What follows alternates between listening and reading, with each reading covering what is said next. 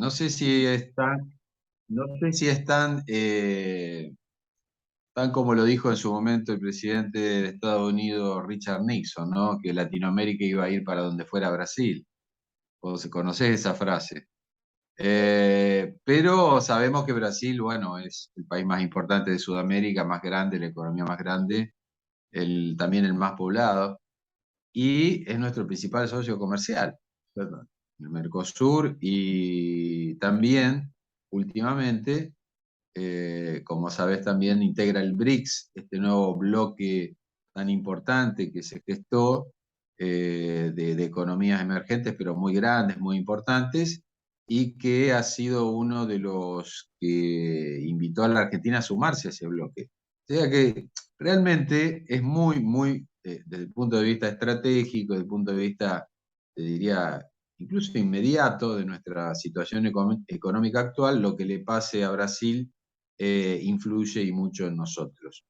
Entonces, vos sabés que desde la medianoche del martes 16 de agosto empezó la campaña, o sea, legalmente empezó la campaña electoral en Brasil y hay 12 candidatos, ¿no es cierto? Pero de todas maneras, las encuestas que se vienen realizando de una manera muy grande, hay una cantidad de encuestas impresionantes, lo que muestra lo decisivo de estas elecciones, dan que la disputa está entre el actual presidente Jair Bolsonaro y quizá la figura política más importante de la política de Brasil de las últimas décadas, Lula da Silva, eh, y lo dan a Lula da Silva por encima, digamos, de Bolsonaro. Vos sabés, bueno, depende de las encuestas, tenés, pero en general, digamos, de 12 a 16, 17, 18 puntos arriba Lula da Silva, cerca del 50% de los votos, algunos lo dan un poquito por abajo, otro inclusive un poquito por arriba, y Bolsonaro en torno al 30, 30 y pico por ciento de los votos. Pero Esto quiero crea que decir, no haya segunda vuelta, si gana por esa diferencia directamente, claro, ya en primera vuelta gana Lula. claro, está la posibilidad de que si accede Lula a una diferencia semejante, de que directamente quede consagrado en la primera vuelta, ¿no es cierto? Pero también las encuestas dan de que si se llegara a la segunda, al balotaje, a la segunda vuelta, Lula ganaría con el 57, 58% de los votos. Entonces, medio que está como número puesto. El problema no está tanto quizás en la posibilidad de revertir a esta altura, estamos cerca, las elecciones son el 2 de octubre, esta tendencia o esta intención de voto, sino en las declaraciones de este personaje nefasto, a mi modo de ver, Bolsonaro, donde de alguna manera ha alentado algunos temores sobre que reconozca o no el resultado electoral, ¿cierto? Ha hecho declaraciones de hace tiempo poniendo en duda el voto electrónico, inclusive planteando dudas sobre elecciones anteriores, eh, afirmando que se cometió fraude. Entonces, bueno, fíjate vos que en Brasil ha salido al cruce de esto muchos, no solo el Partido de los Trabajadores y otros partidos y candidatos, sino desde inclusive organizaciones empresarias, sindicales, reafirmando su compromiso con la democracia y exigiendo el respeto por las instituciones democráticas. Y No, y además esto hay una... tiene mucho que ver justamente Bolsonaro con su perfil de derecha, su perfil autoritario, de imponer por la fuerza algo que en la práctica no se da. Y me gustaría saber, digamos, si tenés una mirada con respecto a la iglesia brasilera y cómo influye en la política o cuál es el punto de vista que tiene la iglesia, principalmente en épocas de cambio, en épocas que de transformación, porque sabemos que en algún momento algunas iglesias evangélicas que son muy conocidas en nuestro país jugaron a favor, por ejemplo, de Bolsonaro.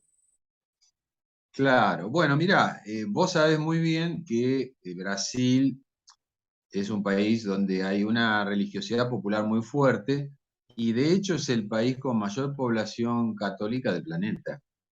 La Iglesia Católica es muy importante y ha tenido expresiones dentro de la línea de la teología de la liberación, como el obispo Elder Cámara y otros, ¿no es cierto? Figuras muy, Leonardo Boff, franciscano, ¿no es cierto? Figuras muy importantes.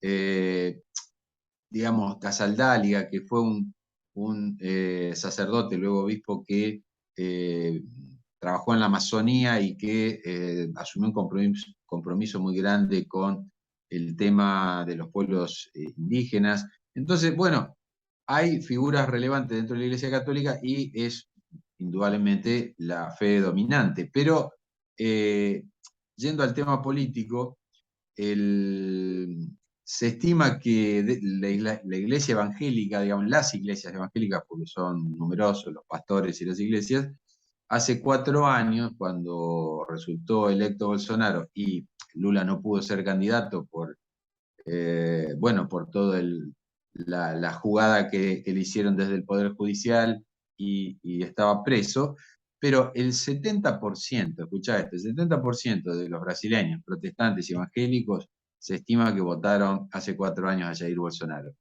Y son el 30% más o menos de la población.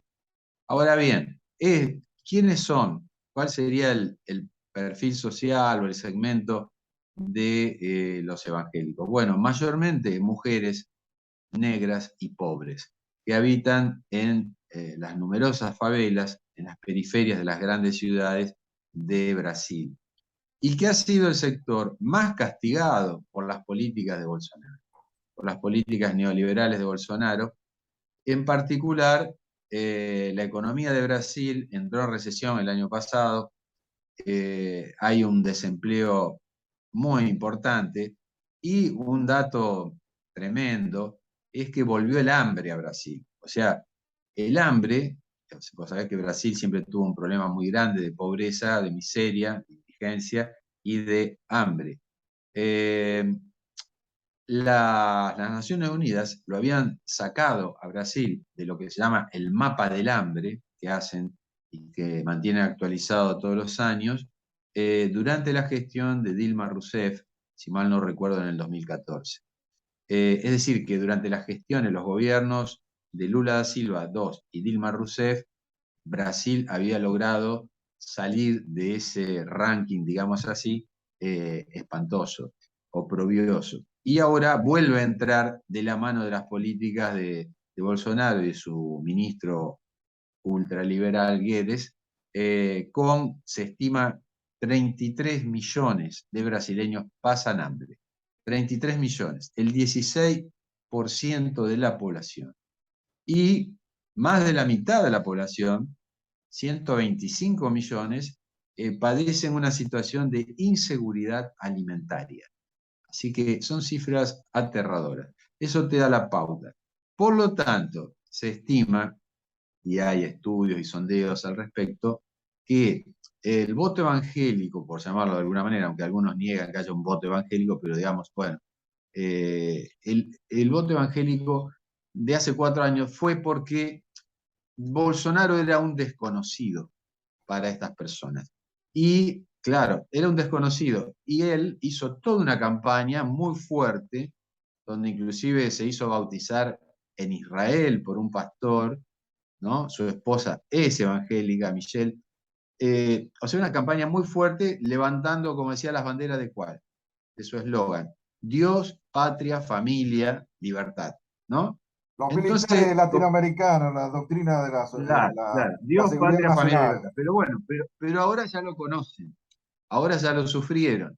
Ahora se estima que un 30 y pico por ciento de este sector volvería a votar por Bolsonaro. Pero inclusive hay que decirlo, que muchos de ellos habían votado antes por Lula o por Dilma. Entonces, no es que sea un voto cautivo ni mucho menos, y la decepción, el enojo, no olvidemos que Brasil fue el país el segundo país más afectado por la pandemia de COVID, con más de 600.000 muertos.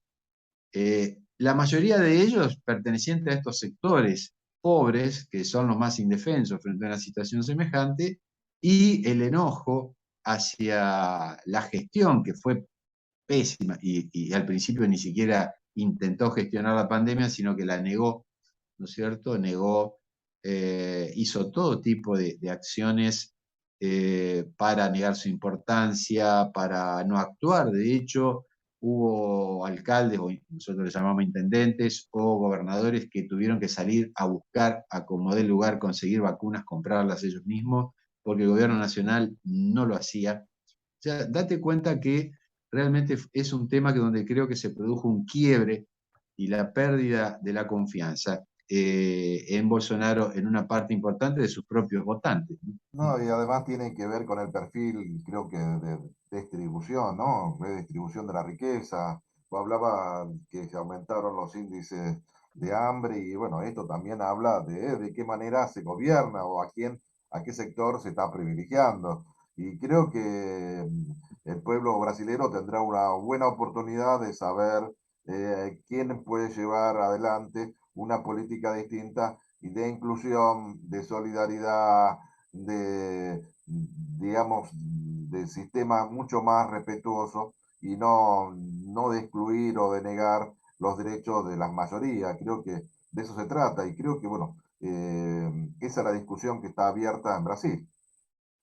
Claro, en el primer debate presencial que hicieron los candidatos, ahora el 28 de agosto, que tuvo una audiencia récord, había 6 de los candidatos a presidente, pero básicamente el debate se centró en la disputa de Lula y Jair Bolsonaro, donde Bolsonaro tuvo una actitud, bueno, como es él, como fue él, extremadamente agresiva, hasta violenta, inclusive agredió a una de las periodistas que estaba a cargo del debate, lo que le valió el repudio y la acusación de misógino, que bueno, que ya la tiene, ese cartel lo tiene pegado hace rato en la frente. Pero digamos, fue un debate muy caliente donde Bolsonaro trató obviamente de agredir y de sacar Descalificar. de la línea, sí, descalificar y sacar de la línea su discurso a Lula, demonizándolo, planteando, bueno, como viste las estrategias estas, ¿no? No es una lucha, dice, ni de izquierda contra derecha, sino del bien contra el mal, ¿no? Y él va a estar Las siempre del cuestiones lado del pueblo. mesiánicas que siempre los militares tienen Exacto. presente. Te suena ese discurso. Bueno, Sí, muy al medio estilo los cara de pintada ciertas, tenían ese mismo discurso. muy al estilo de ciertas campañas en Estados Unidos, ¿no es cierto? De ciertos También, también. candidatos de la derecha norteamericana. Y, por supuesto, él dice que es el capitán del pueblo, ¿no? Pues, bueno, Capitán capitán América. del ejército, el capitán del pueblo, claro. Bueno, pero en ese debate, claramente Lula volvió a reivindicar lo que fue su gestión, donde el pueblo tiene la memoria de realmente de que vivió una mejora notable en sus condiciones de vida, en sus ingresos, y en cambio ahora el salario mínimo no alcanza para cubrir la canasta básica, por ejemplo, ese fue uno de los argumentos de Lula. Pero hay otro tema muy importante que le interesa no solo a los brasileños, sino que le interesa al mundo entero, y es el tema de la Amazonia. Y la gestión de Lula había sido muy buena, se había reducido, no es que porque es imposible frenar eso de una manera total, pero se había reducido la deforestación de la Amazonia de una manera significativa, esto dicho por las propias organizaciones ecologistas, y durante la gestión de Bolsonaro tuvo una política de dar vía libre al extractivismo minero y a la tala para habilitar las actividades agrícolas, ¿no? Este es uno de los sectores que más lo sigue apoyando a Bolsonaro, el sector agroexportador, es muy fuerte en Brasil. Y bueno, hay un hecho que conmocionó al mundo entero, ¿no es cierto? Hace muy poquito, que fue el asesinato de un periodista británico, Phillips, y de un conservacionista, un estudioso brasileño, Pereira, que lo acompañaba en una excursión, digamos, en una investigación que estaban haciendo en una zona de la Amazonia y bueno, desaparecieron y después aparecieron los cadáveres acribillados de los dos, aparentemente por grupos, bueno, grupos criminales que se encuentran justamente. Paramilitares, que seguramente tiene y Exactamente. mucho.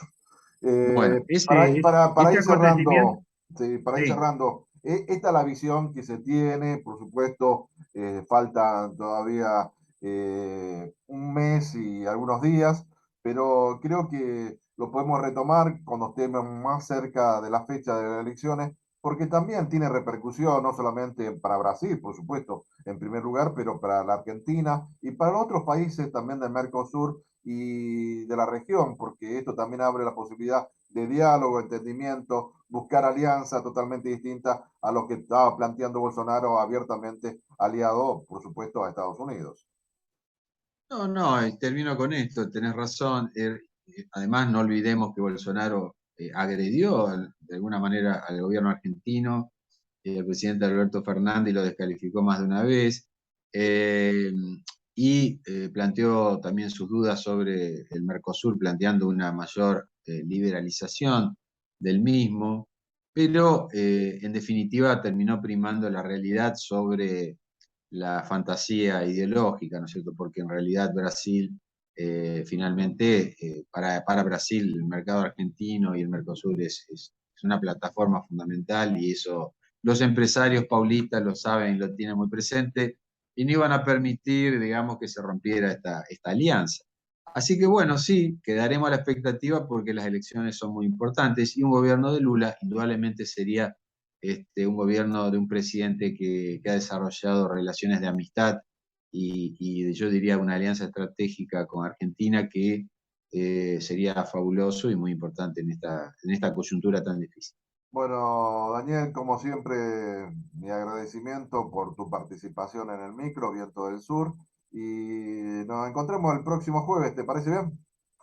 Me parece bien, Aldo, y cuídate esa garganta que vos la usás tanto como yo, tanto docentes como periodistas, tenemos la garganta, hay que cuidar. Hay Te que mando un cuidarlo. abrazo y Está saludos a tu lloviendo audiencia. fuerte, cuídese si sale, porque está lloviendo, acá está lloviendo, está cayendo un chaparrón en estos momentos. Y bueno, es Acá bueno también.